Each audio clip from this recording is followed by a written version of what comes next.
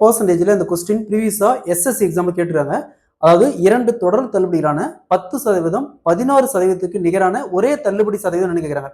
அதாவது ஒரு கடைக்காரர் ஒரு பொருளுக்கு ஃபர்ஸ்ட் 10% தள்ளுபடி கொடுக்குறாரு, அதுக்கப்புறம் 16% தள்ளுபடி கொடுக்குறாருன்னா இந்த ரெண்டுக்கும் சேர்த்து ஒரே சதவீதமா தள்ளுபடி கொடுத்திருந்தா எத்தனை சதவீதம் கொடுத்தா ஈக்குவலா இருக்குன்னு கேட்கறாங்க.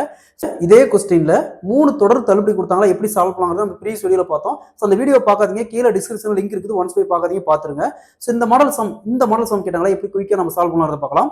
கொஸ்டின்ல 2 தொடர் தள்ளுபடிகளான 10%, 16%க்கு நிகரான ஒரே தள்ளுபடி சதவீதம் காண்கன்னு கேக்குறாங்க.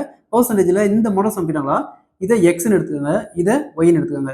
அதாவது X plus Y minus X into Y divided by 100. இதை அப்படியே சப்ஸ்டிட்யூட் பண்ணுமா, எக்ஸுக்கான வேல்யூ 10 பிளஸ் ஒய்க்கான value 16 minus minus X into ஒய்னா எக்ஸ் 10 இன்ட்டு 16 வகுத்தல் 100 சீக்வல் டு இங்கே 10 பிளஸ் 16 26 மைனஸ் ஸோ இங்கே 10 இன்ட்டு 16 160 வகுத்தல்ல 100 இருக்கும், 0 0 கேன்சல் பண்ணிடலாம். ஸோ இங்கே ஒரு டிஜிட் பிடிச்சி 1.6 1.6.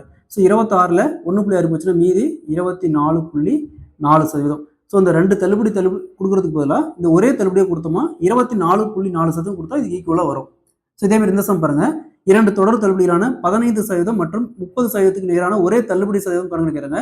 இதே மாதிரி இந்த சம்ம சால்வ் பண்ணிக்கிற ஆன்சரை கமெண்ட்ல போடுங்க.